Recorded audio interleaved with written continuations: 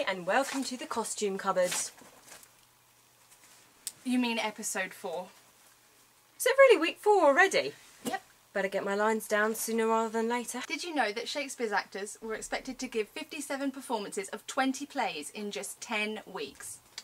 Well, this is no 12th night I'm doing. This is Sam and Mark's expressionism, so you'll find out next episode why I disappear off camera for a week. Meanwhile, let's give our viewers the episode 411 on what's been going down in drama this week. We take a look at some inspirational choreography in progress which literally moved me. Kim returns to reveal some exciting news about the Exeter Northcott. We chat to old Shakespeare's right-hand men about the art of playwriting. And finally, we take a visit to see the poor sun-deprived casts of the past week's intensive rehearsal processes. Sadly, we were unable to capture the awesome performance of Jack Truss's House of Cards. But take it or leave it from us. Jackie did a marvellous job of directing some very talented expressionist artists who definitely took their voices and physicality to another level. That vegetable soup was literally sickening. And on that note, let's take a detour back to some more pleasing aesthetics.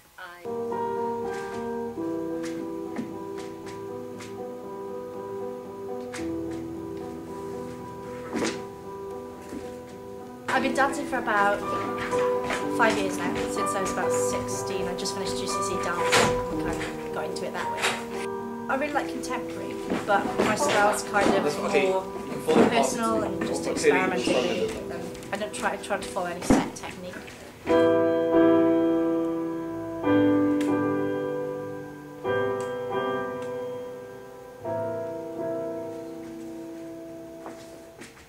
Funny enough, it's a piece I started in GCSE dance, and yeah, it's kind of developed from there.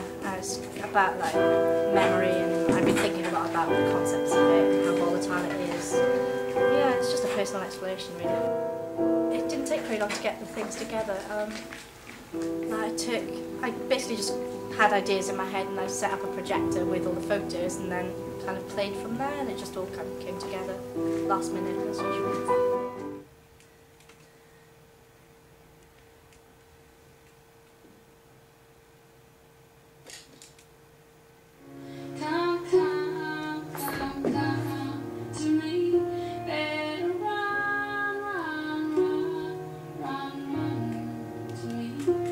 I'm going to leave it sit for a while and then see what happens, I guess, and just maybe bring it back in a couple of months, and just play and keep my ideas going.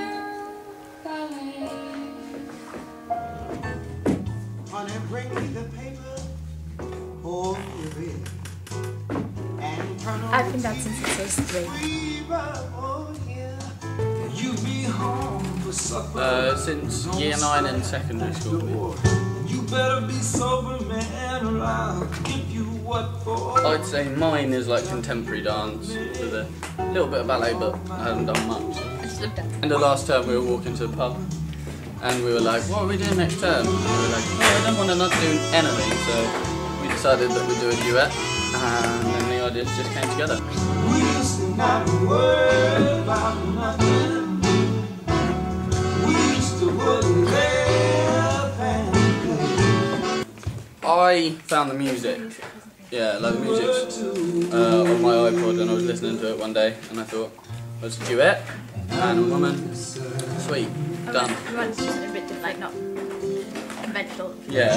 Because some duets people will think, right, he's going to lift her all the time, da da da da da. But we've tried to find something new, like a different perspective on it. would you remember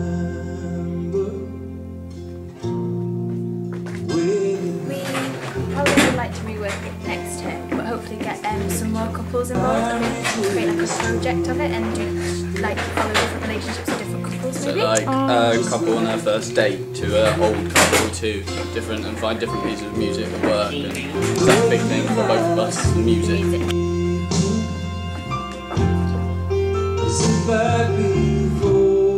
So if you're interested and anyone watching, Definitely. there was a time. Dan and Sophie actually made me cry, which is quite embarrassing but also really sweet. Today in the studio we have two very important guests, Shakespeare's right-hand men themselves. Well, Nick and Nick, who are going to talk about playwriting and the art involved. So, Nick and Nick, what's the first thing you do when starting to write a play? Well, the first thing for me, it's usually like an image, which kind of acts as a kind of stimulus and a kind of concept for the whole thing. So with Great Sunshine, it was like a dream after a heavy night of drinking, and it was really weird how affecting and you know, visceral that image was, and how it like lasts with you, because you know, like when you're drunk, you have like a different kind of logic, and I thought it would be an interesting starting point for writing a play. I'm not really sure. I'd probably try and think of what I want to achieve with the play and what sort of tone I'm going for. In the play that we wrote this term, I wrote it with a friend, and we sort of started with devising. So we kind of began by coming up with these characters that we really liked, and we realised they were quite funny and had a lot of potential to be more than just a little thing we'd come up with. So we tried to come up with a sort of something we could put them in and give them a context, so the play sort of built itself around them. So sometimes it could be the characters, I would say. So roughly, all in all, how long does the process take, playwriting? For Great Sunshine, from like original concept to the script that Kate and Aggie are using, about 9 months for me, and about 5 different drafts. So yeah, quite a while, but you know, I didn't like spend my whole time on it. Obviously, it was like on and off, but yeah, about 9 months. It's quite a while. Yeah. Yeah, I would say about slightly less, because like 5 months about, I think, last time, and yeah, a few kind of redrafts and stuff. But I think once you sit down and start writing it, you can get a lot done in chunks. Yeah. If you have like a good day. Are there any like highs and lows of the playwriting process? Did you ever get writer's block, or? I think the high hasn't really happened yet, because you know, the final product, like seeing it up on its feet, hasn't really happened yet. But yeah, I think like the lows is like when you like write a bit of dialogue, and which you think at the time is really good, and then you read the draft back and you're like, what is this? What is this all about? This is rubbish. It's weird when someone else is reading your stuff as well. Yeah, definitely. When you actually have to hand it over and they start reading it, and you think, actually that doesn't work. No. So yeah, the lows would be when something doesn't quite work as well as you thought it did, and you have to go away and rethink it, sort of thing. But yeah, I think because in the play that we're in, we're sort of rehearsing it, and I'm kind of involved in how it's being put together. You can see it coming together, and that's quite a high point, is when you can actually see it working. Yeah. So yeah. Sure. So you like to take a sort of big role in the casting and directing yourself, because when you're writing it, I suppose you can visualise the characters quite well. Like you've got a fixed idea about what people should look like and stuff. Yeah, I mean, with Great Sunshine, I was only involved in the casting of it. Other than that, everything's pretty much down to Kate and Aggie in the cast, so it's gonna be really weird. But yeah, I didn't really have any specific like people in mind for the characters. It's just kind of like, you know, personalities that I have in my head, rather than like physical bodies and physical appearances and stuff like that. Yeah, I like the way you can sort of give someone a character that then the actor fleshes out themselves. So you can, in casting for our play, it was really surprising to see what they did with some of the characters we gave them, because we obviously had a kind of idea in our head of what we wanted, but then they do something completely different or slightly strange, and you think, oh, that works as well. Yeah. So it's quite fun in casting just to see what they can make of what you give them.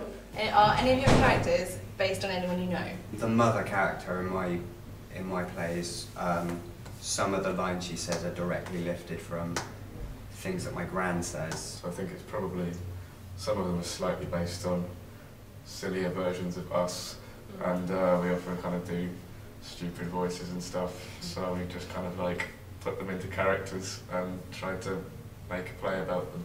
So yeah. Cool. Well, many thanks to Nick 1 and Nick 2.